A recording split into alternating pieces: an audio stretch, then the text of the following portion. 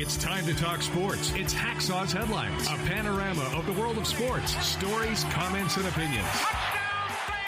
Now, here's iconic sports talk show host Lee Hacksaw Hamilton and co-host John Riley. Who wants to talk sports on a Monday? We do. From the DIXIELINE number and Home Center Studios, we welcome you to our Monday bonus podcast. Good afternoon, everyone. This is Lee Hacksaw Hamilton, along with my co-host, broadcasting from left field, John Riley, and we welcome you coming off an unbelievable, great sports weekend. Our Monday bonus podcast is brought to you by DIXIELINE Lumber and Home Centers. 9 locations to serve you in San Diego. If you've got projects, they have materials. If you want ideas, they can become your new best friend, DIXIELINE Lumber. We are broadcasting on location from my cottage in the Northern Adirondacks in upstate New York. John Riley is anchoring back in our San Diego studios. John, the only thing I can tell you is it's not winter up here in the Northern Adirondacks heading towards the Canadian border, but I can see winter from here. It's pretty cold, and I was going to do this outside, but even that would test my patience. Too chilly and too much wind, so we're back inside at our cottage. How you doing? What a weekend. What a weekend. What a game last night. It looks like football weather out there in the Northeast. Well, we got a lot to talk about today, Lee. Oh, we're going lots of different directions. John, let's just get topics on the table so we can get this thing off and running. Couple of business items before we start. When we are done with the podcast, we open up to you, the fans, up and down the West Coast and across Canada who are joining us.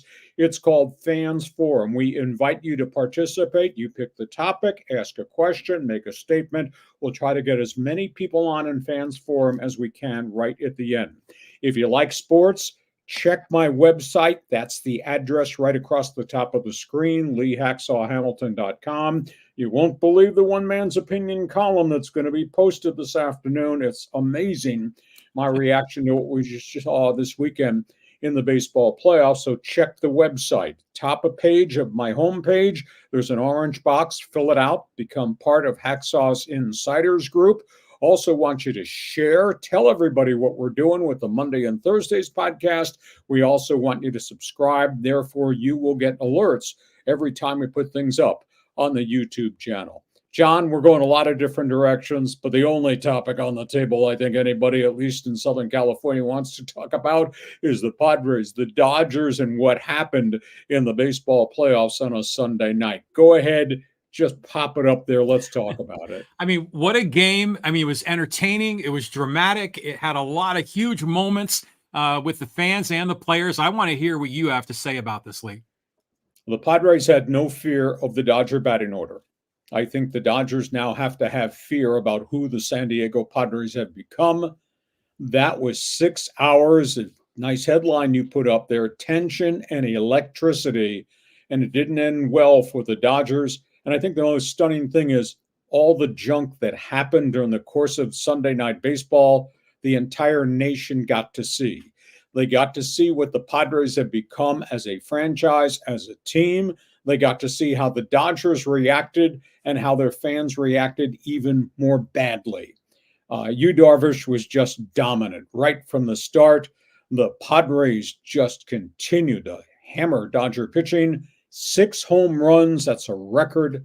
And then the Dodgers started to whine. The Dodgers started to cry. The Dodgers started to yap. There were beanballs. There were home runs. There were unbelievable defensive plays by guys going over the fence to pull home run balls back. And the fans just absolutely lost their mind. The Dodgers look like first-place frauds right now. You know, we can praise the history of Dodger baseball, and we should. All the World Series rings, the fact that they've gone to the Fall Classic on an annual basis, Jackie Robinson back in the day. But at the end of the day, you got battered 10-2. You got beaten really badly at home, and the 54,000 fans in the stands at Chavez Ravine just kind of look like bums. And yeah, you have booed Manny Machado since Manny was back there as a Dodger third baseman, that rental season where he said, I don't have to look like Johnny Hustle And now you got public enemy number one, Jurickson Profar in left field. You got public enemy number two, Fernando Tatis. And you saw Manny act as a leader in the dugout, pulling his team together, saying, this is who we can be. Look at what we've done to those guys. And then on the mound, you had Jack Flaherty, who just fell apart and then acted like a red ass, that's a baseball terminology, when things were going bad, screaming at Machado, screaming at Tatis. You know, the Padres are inside the Dodgers' heads right now. Even though the Dodgers won game one of that playoff series, San Diego jumped them early. Now the Padres just bury them in game two. I know it only counts as one victory. Now they come back to Tuesday at Petco Park. I just think it's going to be unbelievable game three of the playoff series. And the Dodgers are battered emotionally. They are battered physically. Their pitching staff is an absolute wreck. And the Padres come home with a chance to finish this thing off by Wednesday night. So, John, that's my one man's opinion on what we're going to talk about. And I ask you this afternoon, go to my website and see my one man's opinion column that I wrote. Yeah, I had some opinions about Dodger fans and the Dodger players. John, you're standing out there in left field. Go ahead. Tell me what you saw, what you think. This is why we love sports, because it was so entertaining and there was just so many moments, so many different things that happened. And it's interesting listening to John Smoltz kind of break it down about how playoff games are different than regular season games, and at every pitch matters. And just you got to say this is a real rivalry now, right? I mean, it's legit. The Padres won the season series. The Padres beat them in 2022. The Padres are tied. They won a game on the road, coming home to San Diego. Like you said, they can win it, in the next two games, just like they did in 2022. But I'm just loving this. I've been basking in the glory of this win for the last, what has it been, 18 hours or so. And I just can't wait for the next game to come back down to San Diego. This is so fun. Of the opinion that the Padres are inside the Dodgers' head and the Dodgers just cannot handle it because all the trauma they have around them with their pitching staff crisis. Yeah, and then on top of it, we were playing from behind for pretty much the entire game, and then Profar robbing Mookie of that home run, which is so awesome. Just the way he kind of bounced backwards like a pogo stick and kind of sort of trolling the Dodger fans. It was fantastic television. And I'm really happy that the nation got to see this. Dodger Giants games are always a fierce rivalry too, but this one's kind of different. What do you think, Lee? I think the dimensions of the franchise in San Diego are very different than they've ever been.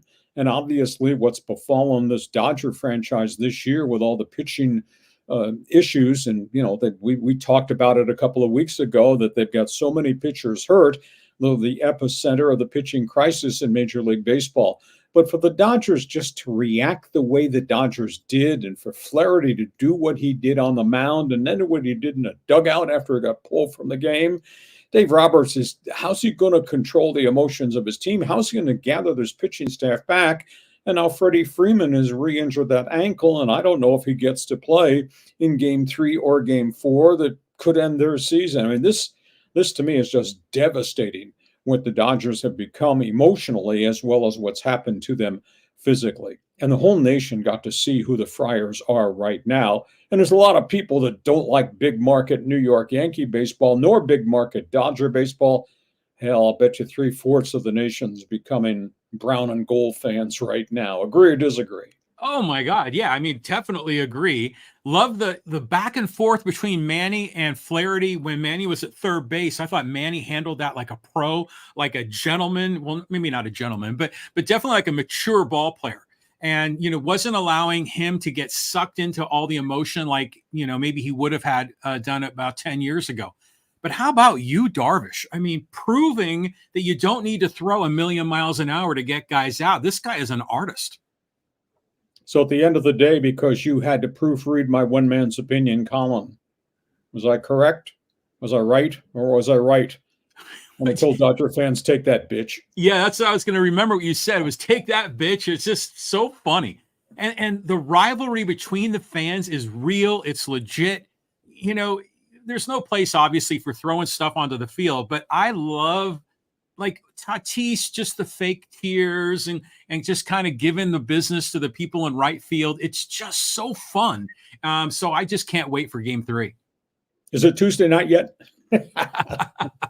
Okay, we go from that topic. There are other playoff games that we need to address just briefly, but you're a Dodger fan, you're a Padre fan, feel free to dial in right now in the chat box for Fans Forum and express opinions. Is this series about to end, or do you think this sucker goes to 5 games? Was that a one-game aberration, or is this the beginning of the changing of the guard in the National League West?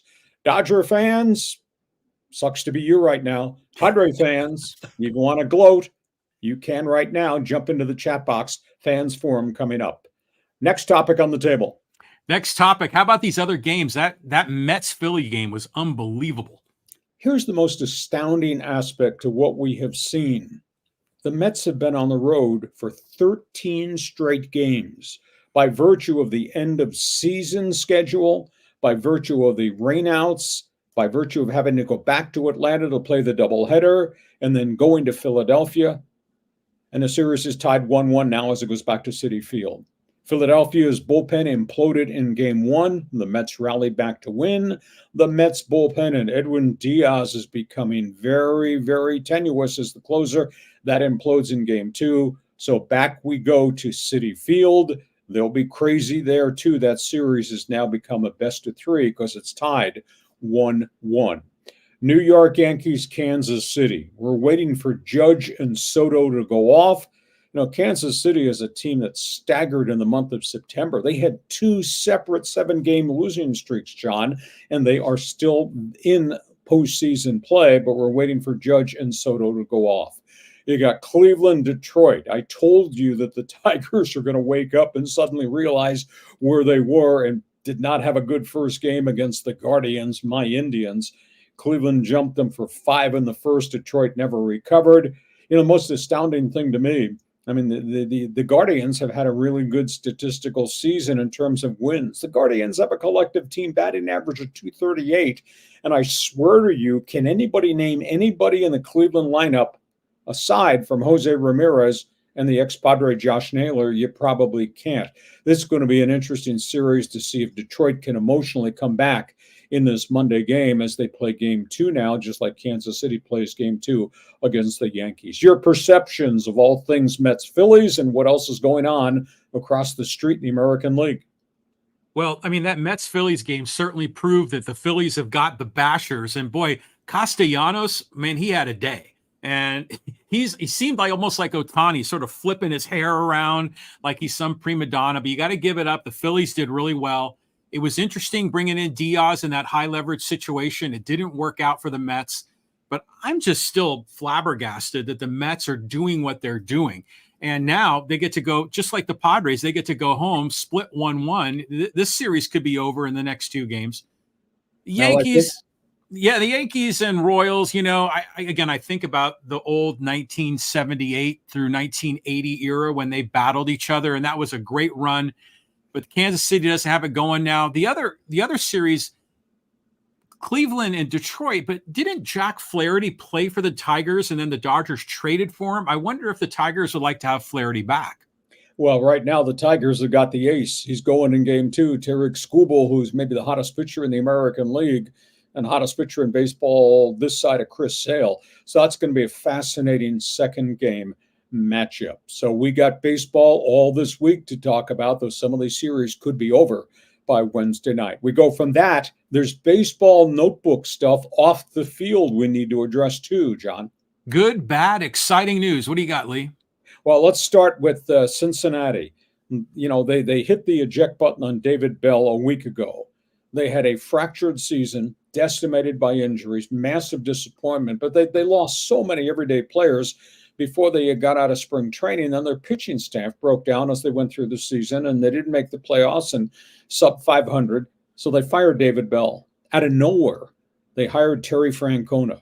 This guy's resume, this guy's credentials, pretty impressive. Started in Philly, went to Boston, had great success when they ended the curse of the Red Sox. Then he went to Cleveland and manufactured success there. He's got 2 World Series rings. He's got 1,950 victories. Terry Francona, new manager, Cincinnati Reds. Second logo you're looking at, the Angels. Artie Moreno broke his embargo on dealing with the media. Inside interview, Orange County Register. Called this a low point in ownership, says we will fix this roster, we will build around the core, says I will increase the $176 million payroll, but we can't sustain a $215 million payroll as they had a couple of years ago. Words are cheap, actions probably speak better. How are they going to do this? He said Anthony Rendon has been a historic disappointment. There's a thread out there that is indicating they might eat the contract and just rid themselves of Anthony Rendon because he's not been much of a team player and he hasn't produced over 4 years. I think his batting average for the kind of money he's making is .231 in 4 years with the Halos. Moreno said he's going to sit down and we'll talk about Mike Trout as to what Trout wants to do to contribute to the team because Trout's already said, I'm not waiving my no-trade clause. I want to end my career here with the Halos. We want to fix that. Third item has to do with Joe Musgrove. I tell you, it was very emotional to watch the press briefing when he sat in the dugout and he almost wept when he talked about how devastating the injury was, how he had to wrap his mind around the fact he's looking at 14 to 18 months of rehab from the torn elbow ligament, and the fact that they may have to take the bone spur out, which is a second surgical procedure. He's been a warrior. He's been everything good about what baseball represents. And, of course, he's a hometown hero, but that was so hard. And he said this elbow had flared in midseason. The MRI showed there was something not right. He thought he was living on borrowed time, and then he tore the elbow ligament. We don't know if it's going to be full surgery or brace surgery. If it's brace, he could be back within 8 months. But if it's the full ligament transplant, we're talking gone through 2025. And then we'll see what happens, how quickly he gets back into 26. Meanwhile, Scott Boras, your super agent, has taken another client. It's Hassan Kim. And that means he's probably not coming back to the Padres.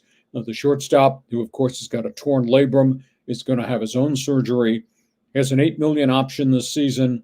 Scott Boras is not hiring that guy to take up the option. So he's probably going on the open market, but I'm not sure what his value is going to be considering this season. He was hitting like 209 to 220, etc. Boras, of course, continues to represent marquee names. Blake Snell's going to opt out. Cody Bellinger might opt out. Corbin Burns, Baltimore, is a free agent. Alonso of the Mets is going to be a free agent. Bregman of Houston is going to be a free agent. So everything this winter at the baseball meeting starting in December is going to cycle through Scott Boras's office. So those are the baseball storylines. John, give me your thoughts about Francona in Cincinnati, what the owner of the Angels had to say, your thoughts on the Musgrove calamity, and obviously Scott Boras. Yeah, I mean, Terry Francona obviously has a great track record, and, it's surprising he's back, but, good on them for getting him.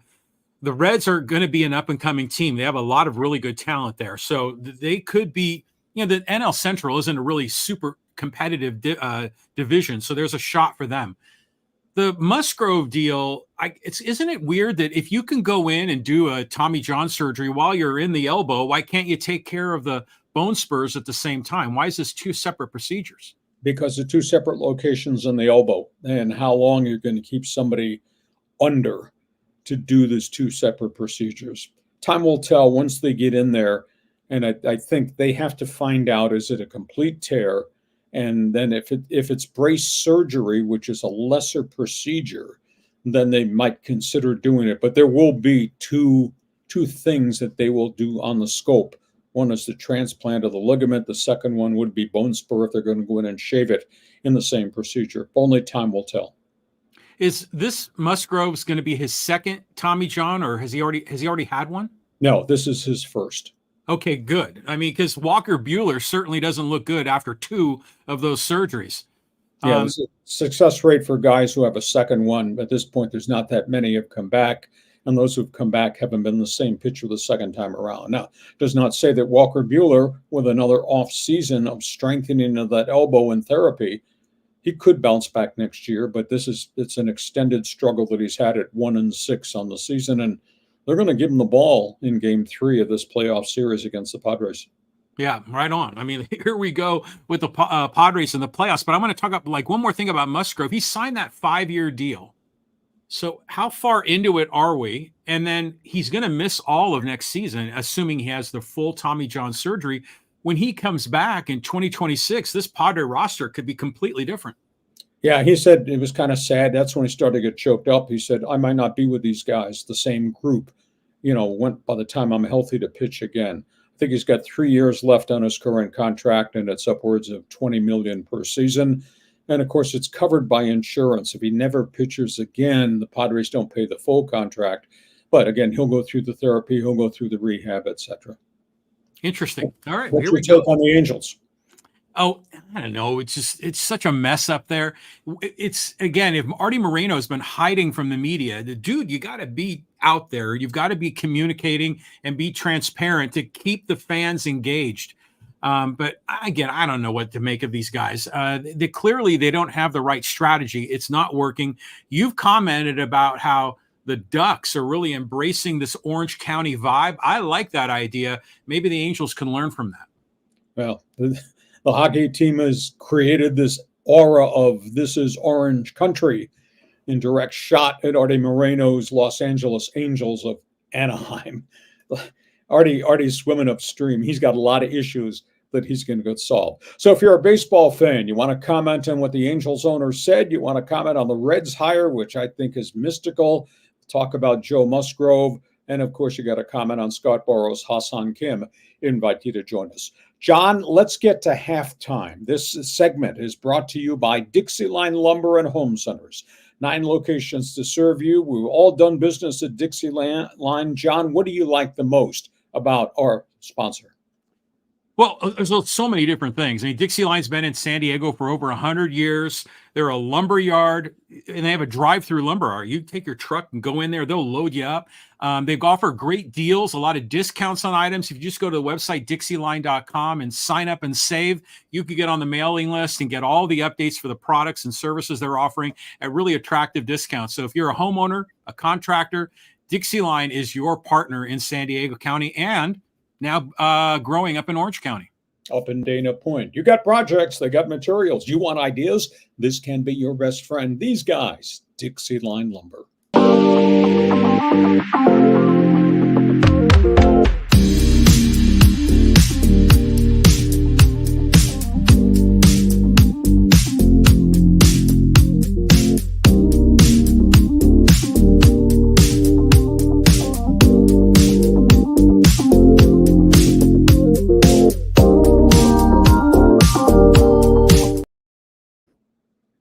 John, we're at halftime. When we're done, we're going to go to Fans Forum. People can jump into the chat box, just explain the concept and how they get involved with us. It's like, listeners, your turn's coming up. John, explain Fans Forum. Yeah, it's your chance to get involved. You just have a question in the world of sports for Lee Hacksaw Hamilton. Dive into the live chat on Facebook, X, or YouTube. Look what we've got here. We've got the practicing guitarist, John, Callan, Mario, Greg, XX Revolution, Ang, Javi, Steve, all piling in. We got Yin in there and more coming. So if you've got a comment on the Padres-Dodgers game last night or in anything in the world of sports, just drop it in the live chat. If you like sports, when we're done with this podcast, I want you to go check my website. There's the address right up top, LeeHacksawHamilton.com. I write a ton of stuff. And whether you like or agree or disagree with what I talk about or what I write about, you got to sample my one man's opinion column today, because I was right to the point. Yeah, I think I hit a 450-foot home run with my one man's opinion column on the Dodgers and Padres. So go sample that. It's listed right there on the website. And by the way, when you go to the website, I want you to join Hacksaw's Insiders Group. There's a big orange box right on the homepage. Fill that out. You'll get on our email list of all the special things we have to do. Also want you to share. Tell everybody what we do Mondays and Thursdays, and subscribe, because when you subscribe, you get automatic messaging every time. It's called an alert. You get automatic alerts every time we put something up on the YouTube channel. So we're doing a lot of different things on a lot of different social media platforms. John, we've talked all things baseball, diving into NFL football. NFL football. Here we go. By the way, Yin is on the live chat saying, do you guys read the live chat during the podcast? The answer is yes. I'm going through there and flagging the ones that I think we need to add into the fans forum. So if you've got a comment or question, do that. We typically don't engage in the fans forum during Hacksaw's headlines. But That's now coming up right at the end. Right NFL Notebook. Go ahead, John. What do you want to cover? Well, we're going to talk about the recap of the games. I mean, there were some really good games this weekend. I mean, we'll start out with the Bears. Let's talk about the Bears. The Bears beat Carolina. Caleb Williams is now strung together back-to-back 300-yard performances. He looks a lot different now than he did. And the running back they signed in the offseason, the former Detroit Lion, DeAndre Swift, has put together back-to-back big games. Caleb Williams yesterday against downtrodden Carolina throws for 304 and 2 more touchdowns in that victory. It looks as if Chicago and the kid quarterback has turned the corner. Minnesota, can you believe where the Vikings are at 5-0? They pick off Aaron Rodgers. They battered the New York Jets yesterday, picked them off 3 times, took 1 back for a pick 6. They also had 6 quarterback sacks. Minnesota at 5-0, and the Jets look like they're going in the wrong direction. And I'll tell you, everybody in New York's in trouble. A lot of people wondering if Aaron Rodgers has any gas left in the tank. A lot of people think that offensive coordinator Nathaniel Hackett, we're visiting the same garbage this year as we did last year. A lot of people think Robert Saleh, the head coach, is in big trouble, and maybe even the general manager. Minnesota just firing on all cylinders. Baltimore Ravens beat Cincinnati. And I'll tell you, this was an electric performance. Lamar Jackson goes off for 403 all-purpose yards against the Bengals. They wasted. Cincinnati did. Joe Burrow's 392-yard, 5-touchdown performance. Baltimore outgunned them. The Bengals are 1-4. It looks like their season is over. That's not an indictment of Joe Burrow. That's an indictment of that organization. Washington, can you believe the kid? Jaden Daniels just continues to dazzle, moving the football up and down the field. Washington post another victory. They smoked the Cleveland Browns. The defense had 7 sacks. Deshaun Watson has a 74 quarterback rating. He has taken 26 sacks in 5 games. Their offensive tackles are gone. They don't have a running game. Watson can't carry them by themselves, and there's a lot of people really heated right now about the way the Browns have operated this franchise. But how about Jaden McDaniel? He just continues to be spectacular, moving the ball up and down the field. He's got a quarterback rating now of 115. Houston Texans, they rally back. They beat Buffalo. C.J. Stroud goes off for 331 yards. They win it on a 59-yard game-winning field goal. It was awful to see what happened to quarterback Josh Allen. The fact, I mean, he took a hit and he fell backwards and his head hit and it looked like he was unconscious. 5 plays later, he came back on the field and finished the game, but he didn't look right and they couldn't move the football. It throws into question, John, the entire protocol of concussions, observations, and treatment. You looked how bad it was. It looked like he was out on the field. And it took him minutes to get him up and get him upright and get him to walk off the field. And 5 plays later, he came back. I just don't understand that. Texans are for real. Buffalo's in trouble. And with Bears watching to see how Josh Allen feels, not just Monday morning when he woke up today, but Tuesday, Wednesday, Thursday, if there's going to be lingering problems. So, John, those are some of the hot games. Your response. Isn't it interesting to see how these quarterbacks, we think they're going to be great coming out of college, or maybe we have lower expectations, but once they get to the NFL, our perception changes. I mean, Sam Darnold, we thought was going to be a great quarterback. He failed where he went, and now suddenly he's 5-0, and he's got to be feeling good about himself. Jalen Daniels looked good at LSU, but he's not a real big kid, and you kind of wondered how he'd do in the NFL, and he is lighting it up. And then, Josh Allen just seems like this durable kind of like a SUV or a tank that can keep taking hits. But when he hit his head on the ground, you could see how his neck didn't offer any resistance. He was knocked out for a moment. It had to be. And then for him to come back was just unbelievable. So it's just it's odd what you can get from these quarterbacks. Sometimes you don't get what you expect. I'm just really concerned about his well-being. Now, he's not had a history of concussions, and that was not a cheap shot hit. He got hit lower in the legs, and he just kind of fell backward. But that's like a tree. That's a 6'6" quarterback from Wyoming that went down head first, and he cracked, and it looked really, really scary. Okay, those are the first round of games. Second group of games you want to talk about, John. The Raiders, the Rams. Raiders season is over. The Rams season is in great jeopardy.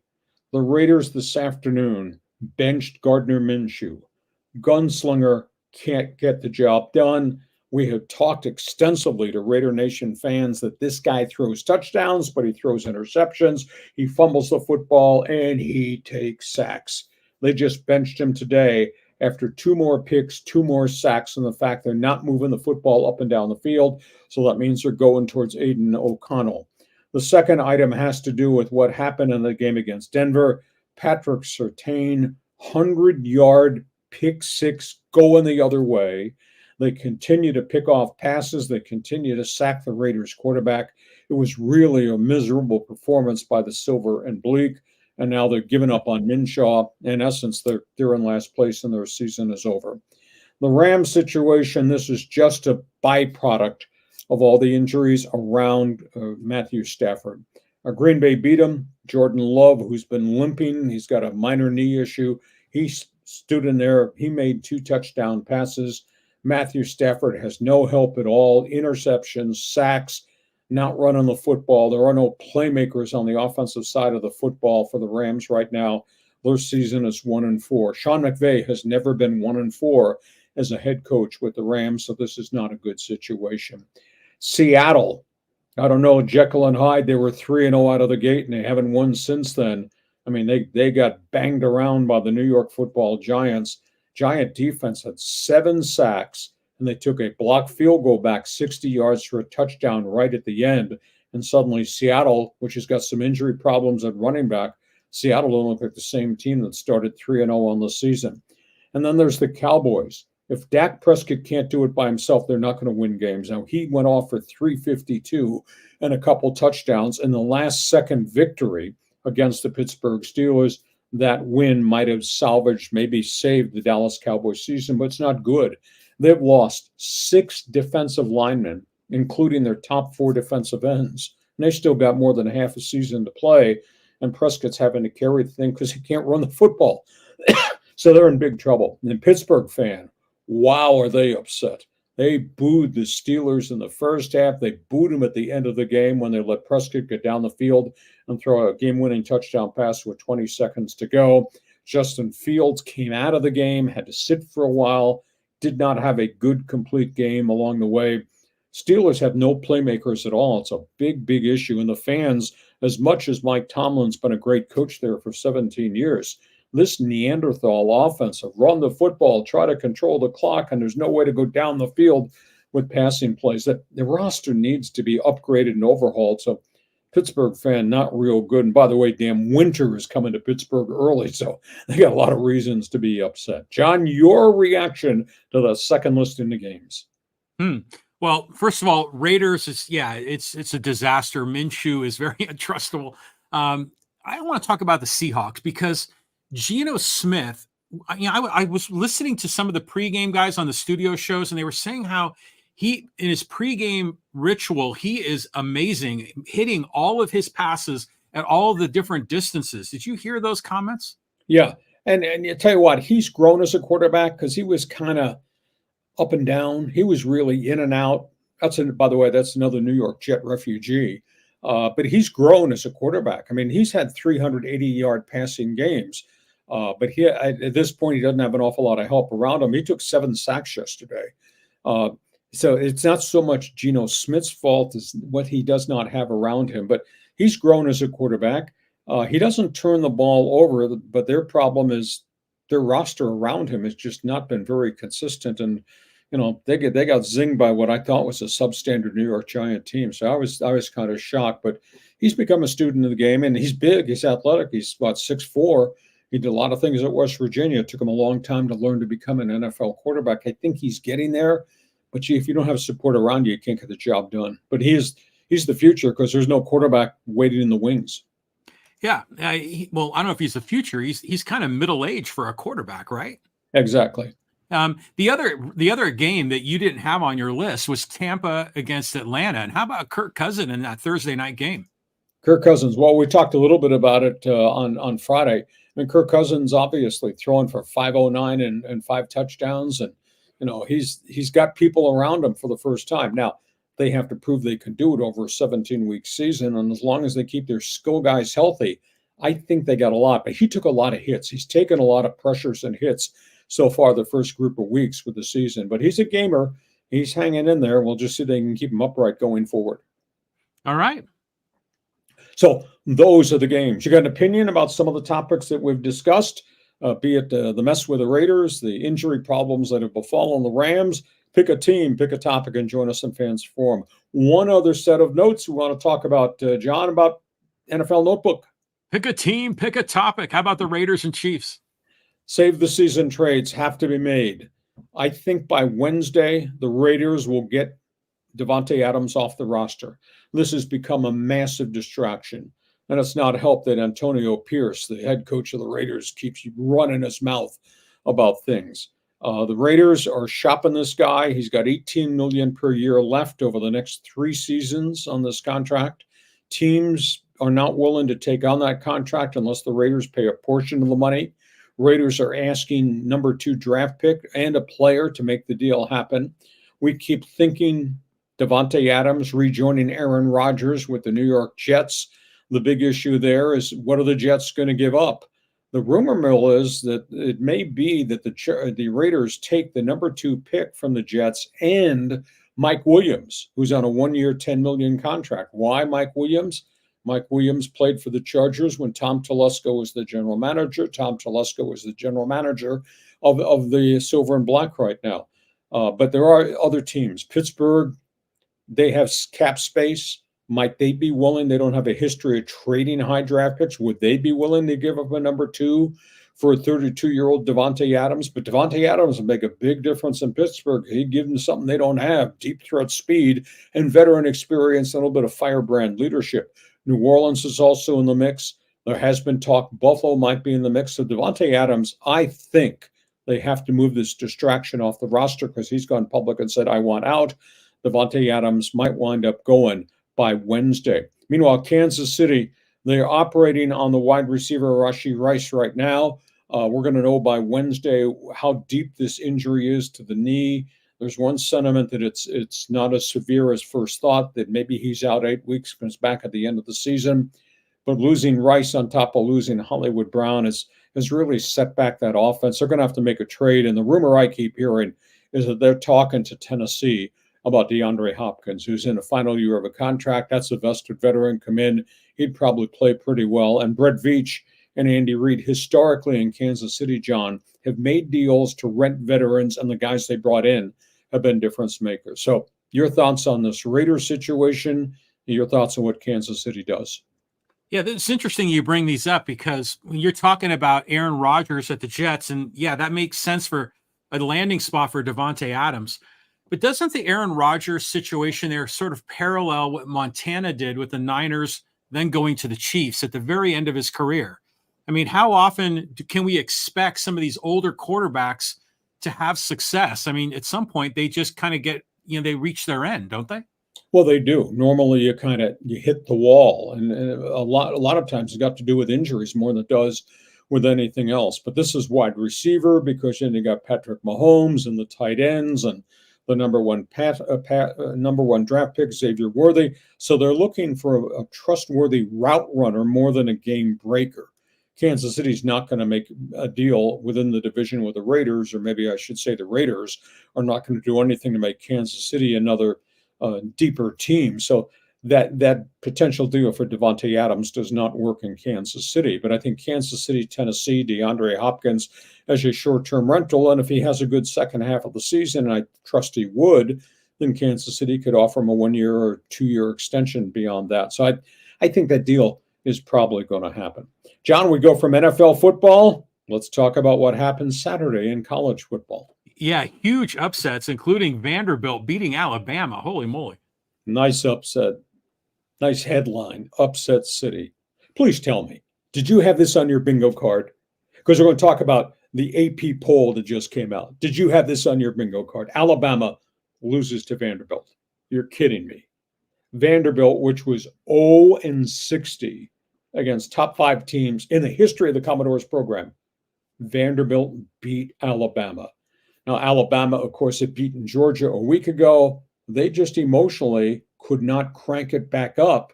And suddenly Vanderbilt outplayed them, which was stunning to me. But that's the way this situation evolved. Alabama loses to Vandy. Tennessee got ambushed, went to Arkansas. They lost in Fayetteville. Quarterback play for the Volunteers kind of skitterish, so they fall out of the top 4. Michigan, a week after coming off a big emotional victory, Michigan gets whacked by Washington. Tell you, the Huskies quarterback, Will Rogers, he's a transfer from Mississippi State. He's played pretty well, pretty consistently. He's not throwing for 400 yards there, but Washington's got a good quarterback. Will Rogers threw for 271, and they kind of outgunned Michigan. Meanwhile, among some others, Miami, they were down 35-10 in Berkeley to the Cal Golden Bears, and they roared back. Cam Ward throws for 435 yards and a pile of touchdowns. He's made himself a Heisman Trophy candidate. Miami is still unbeaten. They were down 35-10. They came back and won 39-35. That was pretty impressive. Aztecs, supposedly the coach says, we're going to run the football up and down the field. We're going to move the football, and we're going to outscore everybody. Maybe he lied. The defense has really been impressive for the Aztecs. They wore down Hawaii's quarterback, Braden Schrager. By the time they get done, they had 5 sacks. They had 8 tackles for losses. They had 2 interceptions. They had a 4th down stand. Aztec defense got them the win against Hawaii, so the Aztecs feeling better about themselves as they start to move into the teeth of the Mountain West Conference. And I asked you about your bingo card. You're not going to lie to me. You didn't have this on your bingo card. Did you ever think week 5 of the season, you and I be talking about Brigham Young and Iowa State being inside the top 10 of the AP football poll? What a week. What a first half of the season we've had with all these shocking upsets, John. Do you think that if Alabama still had Nick Saban as the head coach, they would have won in Vanderbilt? Do you think maybe DeBoer is kind of letting them down a bit? Well, I think there's some sentiment there, but understand how emotionally cranked they were to take apart Georgia. And they just may have gone into Vanderbilt, because everybody's gone into Vanderbilt and just swept the floor with those guys from Nashville. But this one, it looked like Georgia might have been exhausted mentally and physically. And then suddenly Vanderbilt got this big lead, and just Vanderbilt was playing out of its mind. And that's never, ever happened. And Vanderbilt football's been down forever and ever and ever. So it was a shocker. I don't know how much of it was DeBoer or just how much of it was they spent so much currency emotionally and physically to go beat Georgia that it all kind of caught up to them. Bama might not lose another game the rest of the season, but they got one loss. But then there's a ton of people in college football that were in the preseason top 10, got one loss already this season too. You got to love how the Vandy students lifted the goalpost out and brought it out, into Nashville, and they were partying with it and everything else. I mean, it was such a great deal for them. So good on them. But, Vanderbilt is like that one team in the SEC that doesn't fit, right? I mean, they've never been competitive in that conference. No, not at all. I mean, it's an academic institution. Hell, they ought to be in the Ivy League rather than the SEC, but you can't get them out of the conference because they have this contract and they're making the equal amount of money that Alabama and the other SEC powers are making. But to quote you, good on them. Okay, we should go from college football. You got an opinion about what you're seeing? I failed to mention USC getting beat on the road in the Big Ten, and UCLA has now lost 4 in a row. They're 1-4, and they're not competitive offensively. And now they've lost their starting quarterback, Ethan Garbers. He is out. So things are just unraveling. It's just not going very well. We go from college football. We got hoops to talk about before we go to Fans Forum. Lakers and the Clippers. What are you hearing in camp here, Lee? 0-2 out of the gate. Looking for answers. Another good headline there.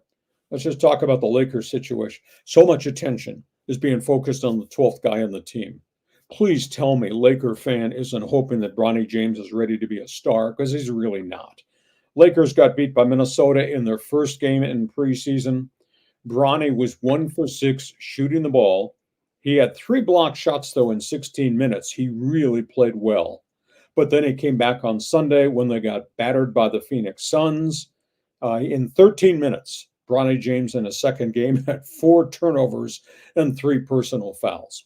I've talked about what I think is a real important storyline in the Laker camp, and that's the kid out of Tennessee, the three-point shooter, Dalton Knecht. You know, he was 7 for 13 shooting in that first game against Minnesota. He had 16 points. Gabe Vincent came off the bench. He had 11 points in 15 minutes. He, of course, is coming off knee surgery. Those are players 1 and players 1B that I think are critical to get answers in preseason because they really need those guys to contribute. However, Knecht came back in the second game and was 2 for 9, didn't shoot the ball very well. And Max Christie, the number 1 pick that they've talked about, that this is the guy that's going to take the step forward, he was 3 for 15 last night against the Phoenix Suns. So a lot of big issues as it relates to the Lakers.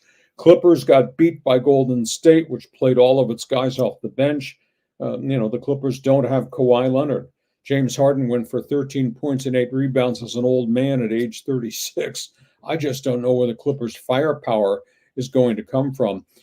Big storyline off the court is Kawhi Leonard has confirmed he's begun a different type of weight training program for him to try to strengthen this knee injury and the inflammation that keeps coming back. He's not going to play in the preseason. I think they're going to monitor his minutes. I doubt he's going to play any back-to-back games for the Clippers. So I just don't know that Kawhi is ever going to be the same player again. And now if you got half a Kawhi and you don't have Paul George, what kind of season are they going to have going into the new building? Leads me to believe it's going to be a non-playoff season. John, your thoughts on hoops? Yeah, it's hard to figure out both of these teams. You know, you're kind of wondering, a lot of question marks, looking for answers, as you said. You talked about Max Christie and as one of the players on the Lakers, but wasn't there another Christie like maybe 10 or 20 years ago that the Lakers had? Yeah, Doug Christie, outstanding three-point shooter. Don't believe he's related, but he was a fine NBA player, was a fine player out here on the West Coast in college basketball. He was Pepperdine, wasn't he? Yes, he was. Yeah, so it's a familiar last name. At least that's what I was thinking about. But when does the season start? It's going to be like, what, around the 20th of October or so? I think we got at least 2 more weeks of NBA preseason basketball. So these are questions that we're going to have to get answers to. Not so much Bronny James, but as a three-point shooter out of Tennessee, Dalton Knecht the real deal.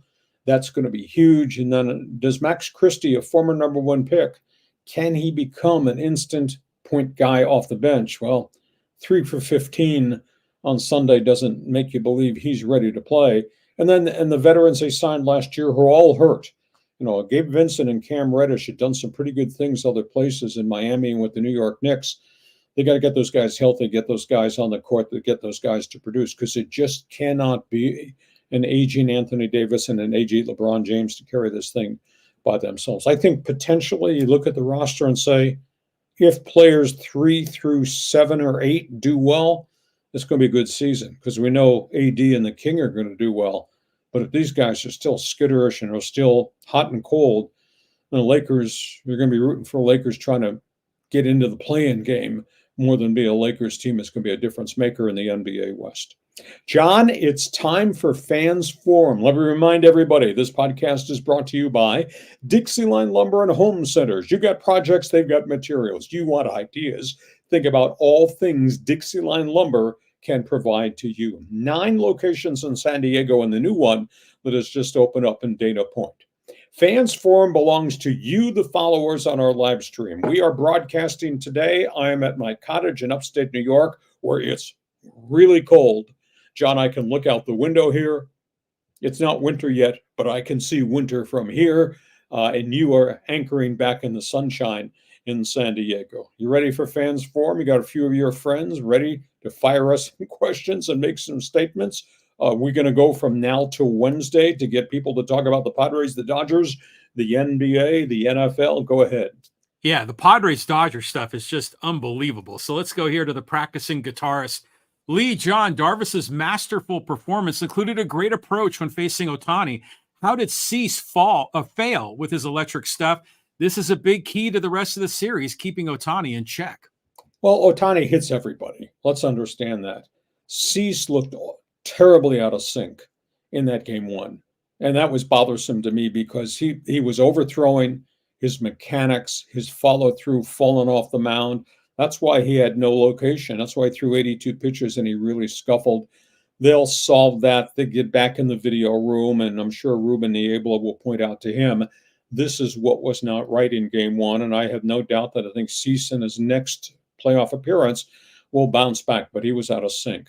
But Darvish is so crafty, and Darvish had location, and Darvish was just really dominant, and he was throwing a wide variety of stuff that had the Dodgers, I thought, way off tempo in the course of the game. And in terms of Ohtani, hey, dude hit home runs against everybody, so don't be upset that Cease could not get him out, because a lot of guys could not get him out. But now they come back to Petco Park, and the Dodgers are going to have to compete against the bulk of the Padre pitching staff. They have to compete against a Padre lineup that is no longer afraid of Dodger pitching. And by the way, the intangible, they're going to have to compete in the bedlam that is going to be Padreville. And do you think these fans are going to show up with attitude on Tuesday and Wednesday night to kind of clinch this thing? It's going to be great, man. Petco is going to be rocking. And San Diego is all behind the Padres. I mean, it's fantastic times.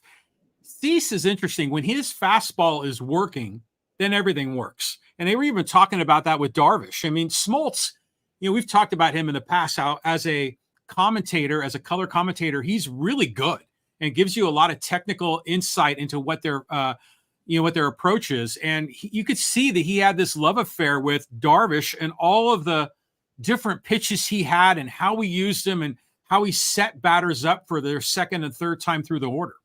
Yeah, I thought he was fascinating. And the Cease thing, to me, it looks so mechanically driven that there were flaws in his delivery and how he was coming off the mound, his follow-through, and that's why he just did not control the ball. And yeah, he did crank pitches. I mean, he was up at 97, 98 a little bit early in the game, but his location was a miss. Trust me, Ruben Niebla will solve that situation with Cease. Now we'll just have to see what Michael King does next. We'll have to see. I'm looking forward to that. We have a day off today, but tomorrow as it starts again. Okay, let's go here to John. He goes, going to be a hot time in San Diego tomorrow. Get the Border Patrol in the southbound lanes of I-5 and I-15. Oh, you're from L.A.? Oh, hell no. Turn around now, please. LFG San Diego. How about the Padres making the executive decision? You can buy what few playoff tickets we have, but if your credit card shows a zip code in Orange County or Los Angeles or Palm Springs, sorry, not for sale.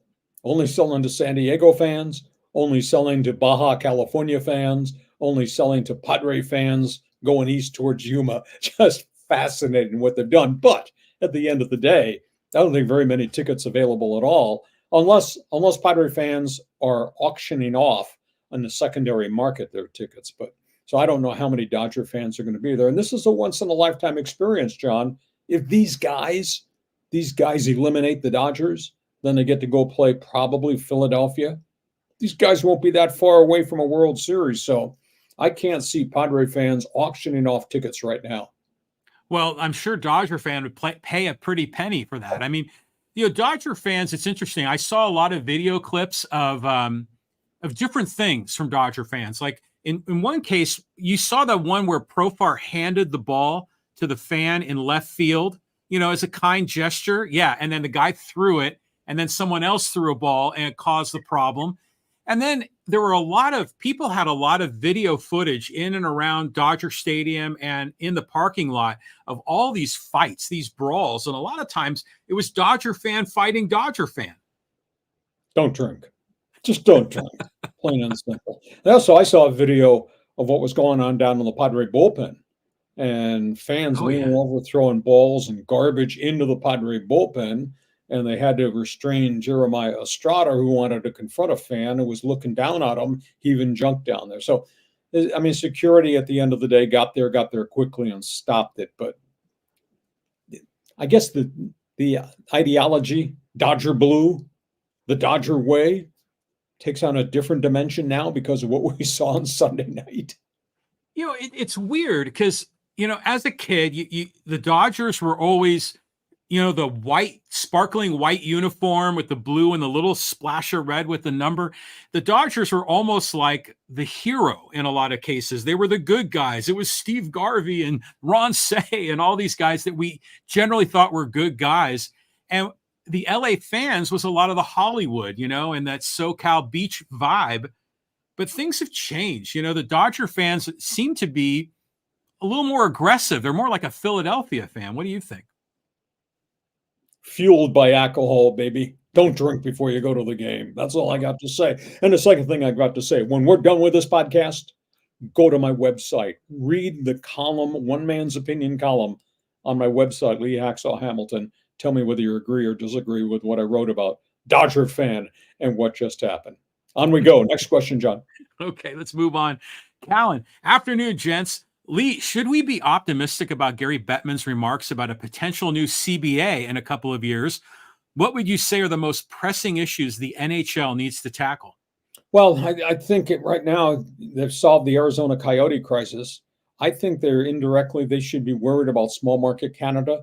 I don't like anything I've seen that's happened in Calgary. If you go back and make a checklist of the players the ownership of the Calgary Flames has gotten rid of, that looks like a non-playoff franchise for years to come right now. I'd be worried about that. And I'm just worried about the economy and the dollar situation in Winnipeg, although they've signed some of their players now to contract extensions, Connor Hellebuck, etc. I'm just worried just because last year their attendance numbers were way down. You can't sustain operating an NHL franchise at NHL salaries and prices when you're drawing 13,000 fans per game. And the other thing, they're releasing the NHL rosters right now. I just saw the Montreal Canadiens roster, and of course they've lost their star right winger whom they acquired in Patrick-Laine after the terrible hit that he suffered a badly sprained knee. I look at the Canadiens roster and say, who the hell are these guys? This is one of the youngest teams in the league. And of course, the Anaheim Ducks are in the process of rebuild. Bettman, their revenue streams have increased.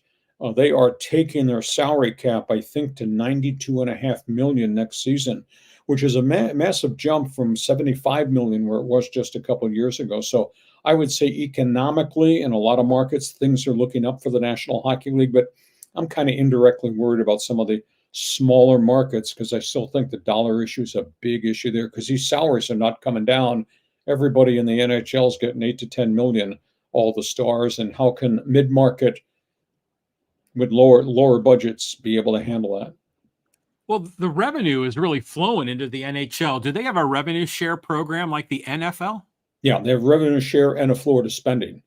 But by the same token, Calgary, Winnipeg, and some of these people can't afford to have a pile of $8 and $10 million players. The LA Kings might, the Boston Bruins might, the New York Rangers might, but some of the others can't. Hockey Hotline, stay with us through the course of the year. We'll continue to talk puck. John, next question. Okay, let's go here. Talk of Mario.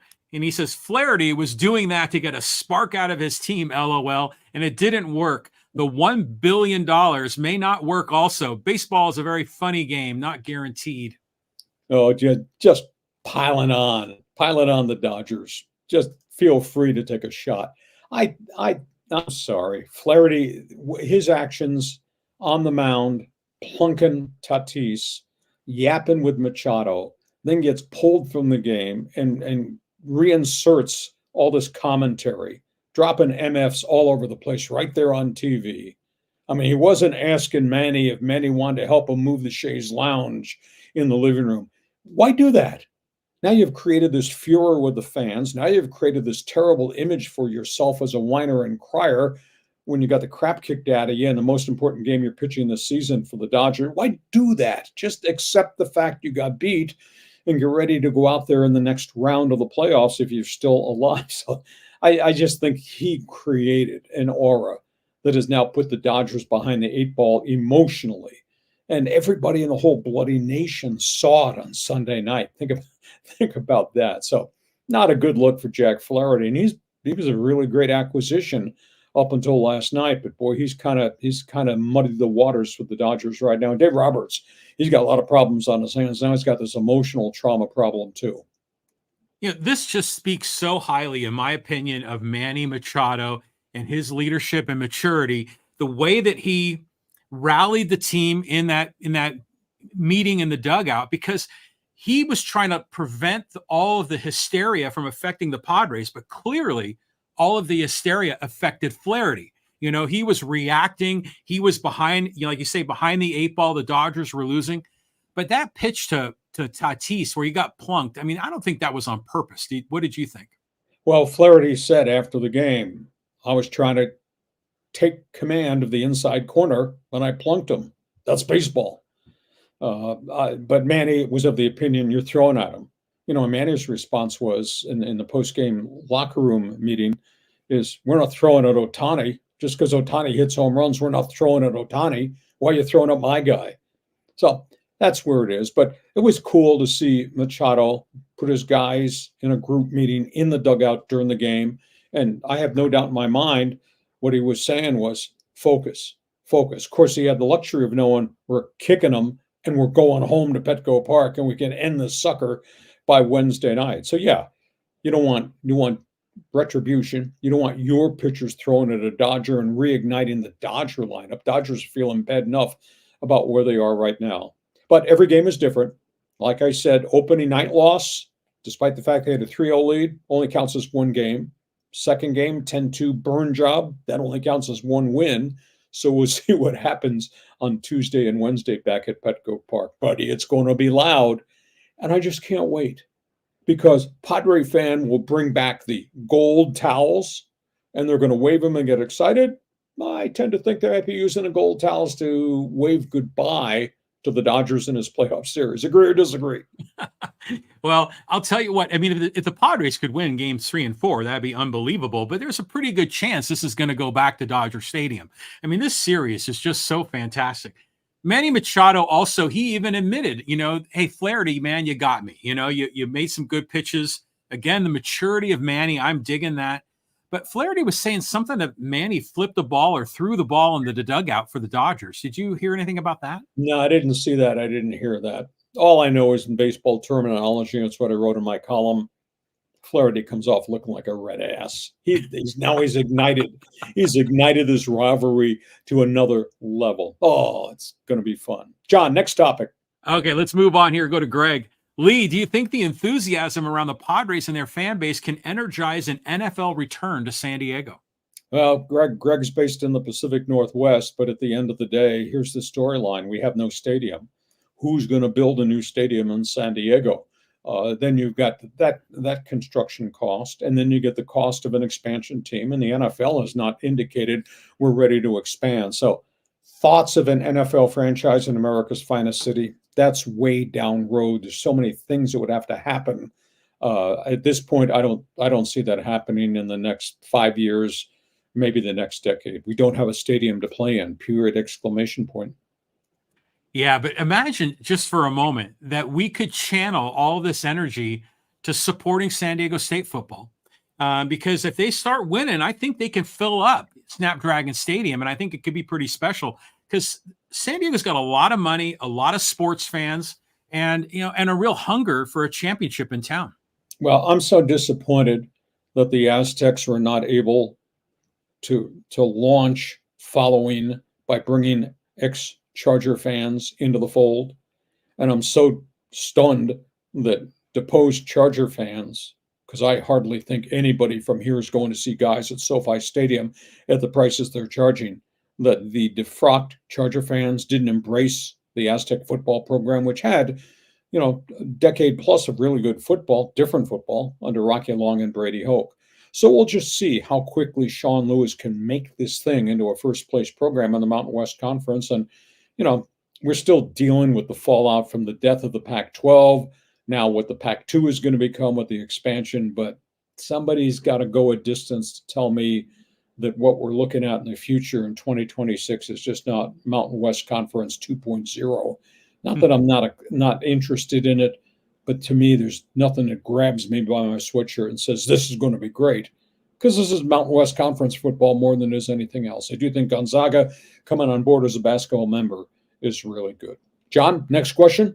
Moving on, let's go here to Eng, and he says, Profar taunting the Dodgers like that is classless and trash. He needs to be plunked the next game. Well, Profar does get under your skin. This is not the first time that Profar has done stuff that's infuriated the other dugout. And, he's gotten hit by 8 or 9 pitches. Some of them were just pitches inside. I don't know how many of those beanings were intentional. But at the end of the day, that's just part of his persona. Does he come off and look like a punk? Yeah, he kind of does. Did he kind of infuriate Dodger fan in left field after he went over the seats and pulled that ball back? Yeah, he did. Is there a little bit of showboating style to him? Sure is. Of course, dude is having an unbelievable season in the 280s with some power and playing a pretty aggressive left field. So is he wrong? Nah, he was just standing up, and it was a hell of a play. But that's who he is. I don't see Mookie Betts doing that. Obviously, I don't see Ohtani doing that. Will Smith has got a little bit of hair that he'll create some things behind home plate for the Dodgers. And obviously the Dodgers historically with some of their pitchers have jammed guys and thrown at guys and thrown behind guys. So it's got a different taste to the rivalry right now, but the Padres stood their ground, and now the Padres are going home, and there's going to be an awful lot of loud things said by Padre fan pulling out the gold towel to wave the Dodgers goodbye in this playoff series. I love the way Profar handled that.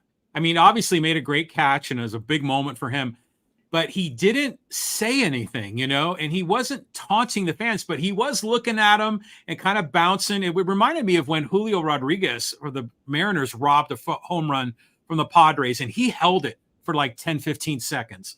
And we were all wondering if it was a catch or not. But Profar handled it great. But if you're thinking who's the villain, who's a punk in these playoffs, you know who I'm upset about is Jesse Winker. That guy is something. I mean, he's an easy guy to hate. Well, if he's on your team doing it, he's an easy guy to love, a.k.a. Profar. If Profar's doing it against your team, no, he's a punk. He's a troublemaker. He's an insider. So it was only for one game. These guys got to get back to playing baseball on Tuesday, and they will. John, that's how I feel about Tommy Pham. When he's on my team, I like him, and when he's on the other team, I don't. On we go. Go to Steve here, and Steve says, Pods in 4. King will pitch a gem tomorrow. He's on the beam. I mean, this is such a different looking pitcher right now. This is such a different confidence level. This is just another check mark on my theory that the intangible MVP in this Padres season has to be the pitching coach, Ruben Niebla, and what he's done for a wide variety of guys. Michael King just looks dominant right now, and he's so crafty, and they have refined his mechanics. And this is not the Michael King we saw in the month of April where he was walking guys and giving up bombs. This is a guy that's dominant. Michael King equals Greg Maddux right now in terms of painting the black and on the corners. Very, very impressive. Well, think about that. I mean, with Michael King and Yu Darvish, these guys are pitchers. They're not flamethrowers, although they can throw it hard. It's just a different breed, and I think this works really well in this postseason. The Padres are just set up. If they don't choke, I think they have a chance to go all the way. This feels like the year. Well, let's understand this. Focus on the Dodger series. Because I guarantee if they win this series, pal, they got to go to Philadelphia. And Philadelphia is a whole different situation in terms of dominant frontline pitching, established closer, and guys conducting home run derby every game that they play at Citizens Bank Ballpark. So, John, you sound like you're ordering World Series tickets right now. Let's not think about that. Let's just take care of business on Tuesday, Wednesday. Then we'll be talking about the city of brotherly love, a.k.a. brotherly hate, a.k.a. home run derby. Well, I mean, just as a Padre fan that's been disappointed for so long, I can't get a little ahead of myself, and I shouldn't. But, yeah, focus on Game 3, and we'll see how this goes. There's another comment about the next game. This is from Javi. He says, I think the Dodgers will get to King tomorrow. Only question is if Walker Buehler can keep the Padres down. Well, I think the burning question is now that you went with Flaherty and you went with the second pitcher, Yamamoto, and they had to pull him after 3, who are you going to give the ball to that you can trust? That's the big issue. Now, I grant you, Buehler can have a good outing, but Buehler's got an ERA of almost 6, so he's had very few good dominant outings as compared to shaky outings, and Buehler's putting a lot of guys on bases. This team does not strike out in San Diego, which means they keep innings extended, which means they make you throw a lot of pitches, which means they wear you out. And by the way, they put the ball in play and occasionally hit home runs. So this is a very different Padre lineup right now. We'll just have to see what kind of pitcher Buehler shows up to be as we go towards Game 3. I don't think it's going to be easy. At the end of the day, this thing could be over by Wednesday night at 10 p.m. I firmly believe that, just because of who the Padres are and what the Dodgers have dissolved into. Agree or disagree? Well, I'm hopeful that that's correct. And I generally agree. I think there's a chance the Padres could, take the next 2 games. But let's look back here on Game 2 for a minute, because there was so much criticism of Dave Roberts throughout the last decade and how he handles the playoffs. Did you notice anything that Dave Roberts could have done better in Game 2? The only concern I've had in the first 2 games I've seen, when you got pitchers that are scuffling, please tell me why Mark Pryor, the pitching coach, who is their confidant, is sitting next to Dave Roberts for such long periods of time. When Yamamoto could not locate, and they have kind of intimated, they think, and they went back and looked at video, they think that Yamamoto was tipping off pitches from the stretch position. And he struggled. Why is Pryor sitting on the bench next to Dave Roberts and not going to the mound in the first inning or going to the mound in the second inning when Yamamoto is struggling? You need to sight and settle him down. You need to look and see if there's something wrong mechanically. You need to just go out there and talk to him for a minute and say, okay, what's not working for you? Let's go away from that pitch. Let's go to something else. And they did it. They could have done the exact same thing with Flaherty. I mean, you are allowed visits to the mound, so why not send Mark Pryor out there to converse with the pitcher and settle, especially the young pitchers down. Padres, Niebla wears a path out from a dugout to the mound to talk to pitchers who might be scuffling a little bit. Dodgers sit there and watch it happen to them. Don't do anything about it till it's too late. I mean, that's my observation. What's yours? Well, isn't it interesting how when a pitching coach or even a manager goes to the mound, depending on the team and the circumstances, the pitcher could be upset, that they're either being coached or being pulled. But when Ruben Niebla goes out there, it's like, it's a strategy session and everyone really embraces that. So Niebla, like you say, he's the Padres MVP. I just think, though, that Dave Roberts is damned if he does and damned if he doesn't. If the Dodgers win, they'll say, well, of course, you've got $1 billion you spent in the offseason. Of course, you're going to win. But if he loses, then he's going to get all the blame. Well, he's damned as they are right now just because of the injuries. He doesn't have a pitching staff. I mean, just think about that scenario, the limitations on Yamamoto, the fact that Flaherty wasn't here to begin with. He's got one starting pitcher left from his rotation that we talked about back on opening day. Let's move on. Next question. Okay, from the O Canada line, we want to hear from Yin, and she's saying, Hacksaw, thoughts on the Blue Jays keeping, I guess that's Shapiro and Atkins. Well, they had a lot of injuries to their pitching staff. The first half of the season, they just did not hit. Now, of course, they fired the hitting coach. They fired coaches off that staff. But at the end of the day, they're keeping Schneider as the manager, and they're keeping the decision makers for one more year, and maybe next season becomes a bounce-back season.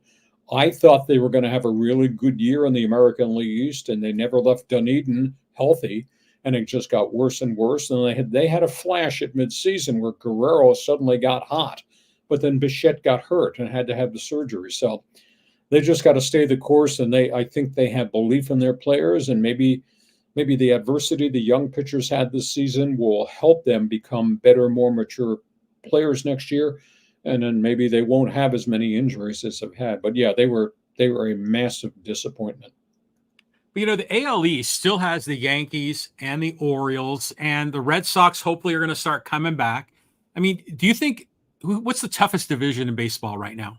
Well, I think potentially on paper that could be a really banner division, but you have to understand Boston. I mean, they scuffled to get back to 500.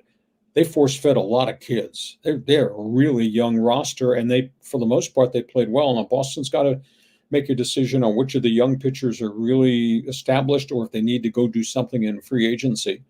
Baltimore, think about how frustrating this might be. Here's Baltimore won 100 games last year and got knocked out in their opening playoff round.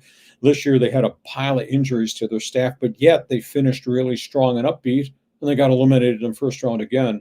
There's something missing in Baltimore. Now Corbin Burns goes on the free agent market. He was the ace of the pitching staff. So Baltimore, I think they need a veteran type bat, maybe on a short-term rental to complement Gunnar Henderson and all these other guys that they've got. So I think you're going to see Baltimore do something from an acquisition standpoint. Tampa Bay's got a lot of young pitching. Tampa Bay's got some good young players. They supposedly are going to trade some of the extra pitching, and historically they've always done that. They do need some veteran players on the Tampa Bay roster. Toronto needs to bounce back from a health perspective and maybe an attitude adjustment too. So we'll see what the offseason brings. But December 1st and the winter baseball meetings, that's a little bit of ways away from here. A little bit, yeah. And especially here in SoCal, we're thinking about what's going on with the playoffs. Here's a comment from Joseph. He says, I didn't like anything about that game. Padres players, Dodgers fans. Yeah, I think it was kind of a game that stained a whole bunch of things. I'm sure there's out-of-town people that say, hey, Profar Tatis, you haven't won bleep in the course of your careers. Why are you jumping up and down and carrying on with the gesture jar? You haven't won bleep. But they've beaten the hell out of the Dodger pitching staff 2 games in a row. And by the way, they've beaten them 9 times this season. The Dodgers and their $290 million payroll have been beaten 9 times by their little brother to the south. But there's a segment out there that's probably saying, hey, Padres, you haven't won anything. What are you doing?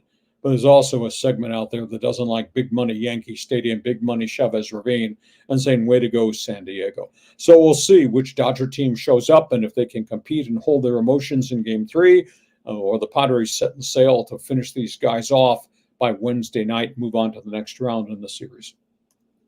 I liked everything about that game. And I'm not saying that just because I'm rooting for the Padres or that I was raised to not root for the Dodgers. It was just a wildly entertaining game. And it had so many different moments during that game that we remember. And the drama and the electricity and the fans and Profar, I thought, he can be a little bit of a punk, but not so bad. I don't think Profar was a problem. Tatis is young. He's playing with the crowd. In a lot of ways, I don't think what he did was bad either, but it just still was just a lot of fun. And so it was must-see TV. It was stressful in a good way, whereas Game 1 was stressful in a bad way. We'll see what happens come Tuesday, Wednesday. John, let's touch bases on social media before we wrap up this podcast. Okay, here we go. Let's go over to social media. Let's talk. Hey, how about a little Pete Rose commentary? And this is from Moonlight Fishing. And he says, Johnny Bench said that back in the day, baseball told Rose's teammates to distance themselves from Rose because he would get them in trouble. He ran with the wrong crowd and dabbled in unsavory activity. Concur with you wholeheartedly. Rose had a lot of friends in baseball, guys that respected him as a player. I think as his life went on, he lost, and there was a lot of erosion of friendships personally, and obviously in what he got himself involved in as a manager with the Padres. And everything I read in the Dowd report just absolutely shocked me. He knows baseball history. He knows Shoeless Joe Jackson, Black Sox scandal, and yet he went out and he did all that. And Rose was just very independent. I thought he was a fabulous player. I think he was very much a flawed person. It leads to the debate, okay, he's dead and gone. So why should there be any further sanctions about somebody who's no longer here? And by the way, in Cooperstown, you've got all this memorabilia there on the first floor of the Hall of Fame. So even if you emotionally think he's in the Hall of Shame, you should allow his name to go on the ballot. But you do that, then you open up the case. Well, if there's going to be a set of rules for Pete Rose, is there a different set of rules for Shoeless Joe? And that then leads to the next segment of guys who did things wrong, a.k.a. your guy, Barry Bonds, and the stain of steroid juice, and Roger Clemens, the rogue pitcher. So we're going to draw the line in terms of citizenship versus just great individual talent. John, go ahead and respond. You're a baseball fanatic.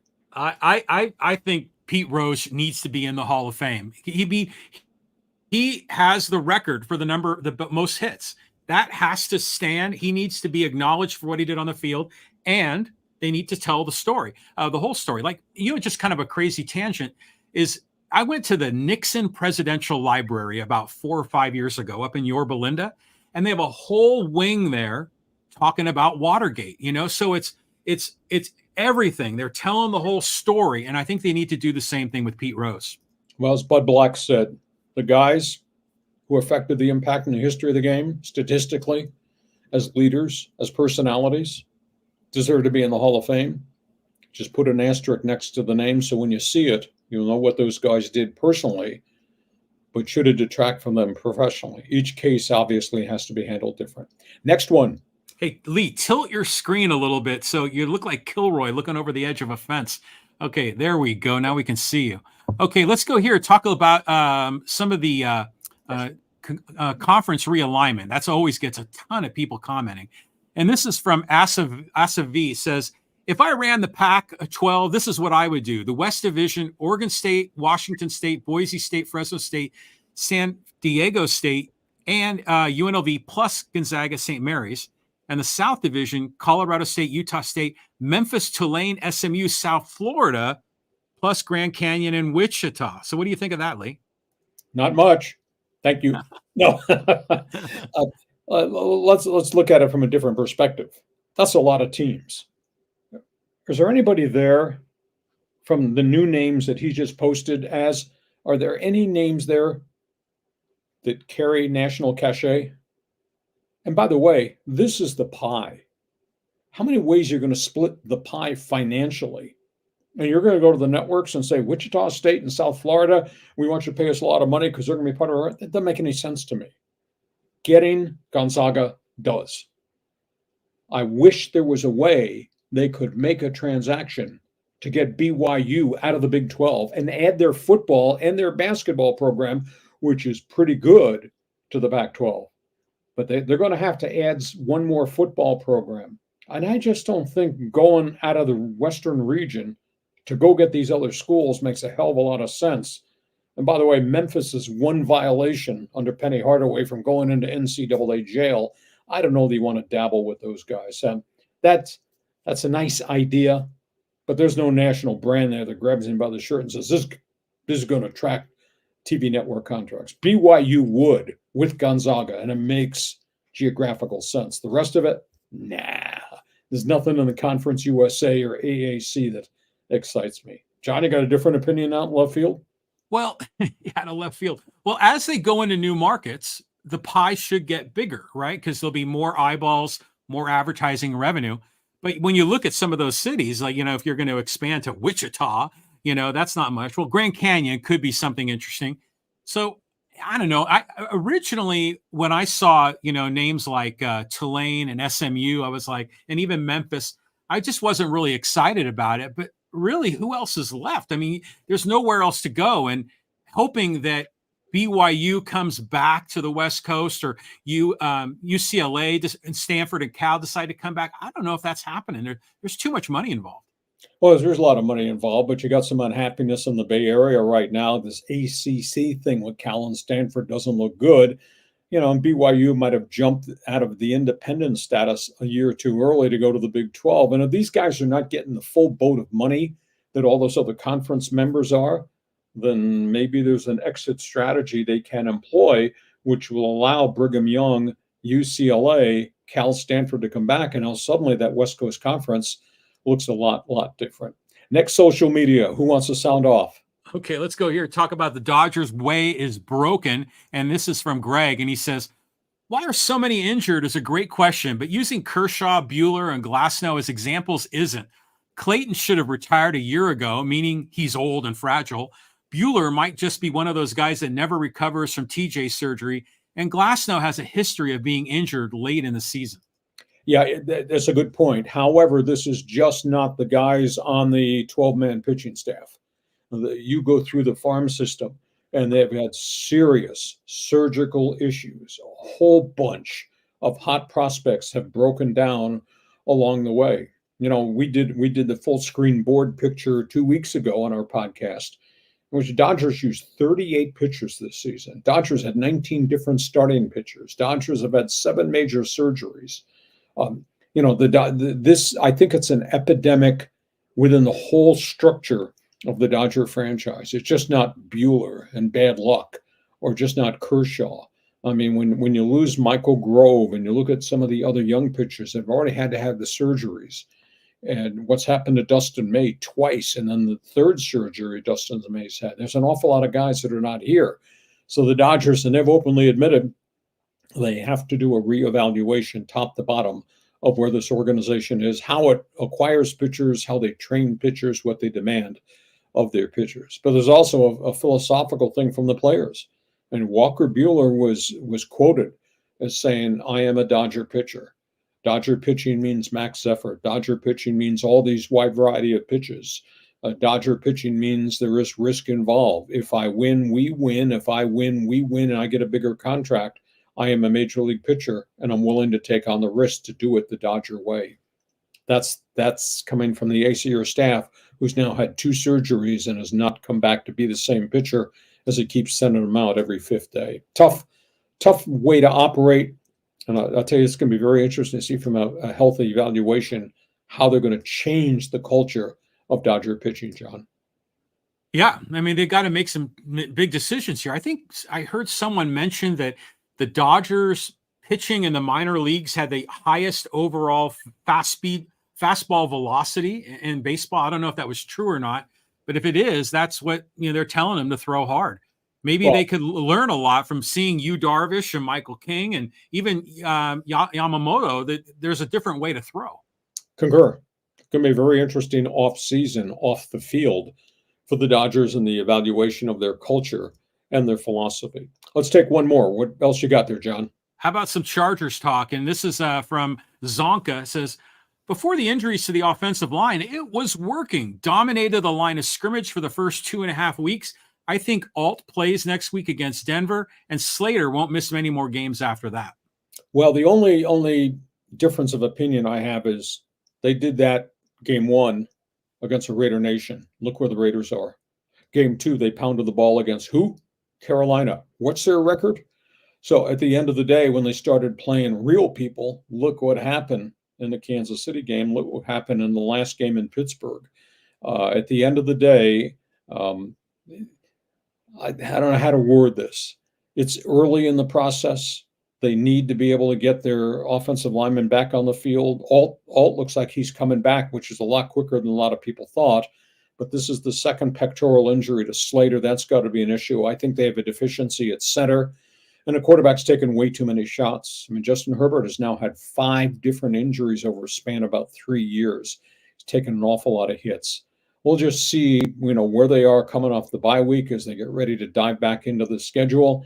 And if they continue to run it, my quiet fear, and that's probably why Zonka is making this comment, my private fear is they are so mandating run the football, pound the football, pound the football, that the thing that made Herbert great, which was his aggressiveness down the field and his ability to throw, it's kind of gone away, because Justin Herbert statistically has not had any big games yet, and we're 5 games into the Chargers season. So we'll see coming over this bye week how many guys are healthy, and can they fast forward the development. Their passing game looks really pedestrian to me, even though Quentin Johnston has done okay in some games, and McConkey looks like a keeper, but he's a route runner. He's not a deep down the field terrorist threat. So we'll see if they can run it, and if they can hit bigger plays through the passing game, and if they can protect Herbert, because right now they haven't done all that on a consistent basis unless they were playing somebody's bad team. John?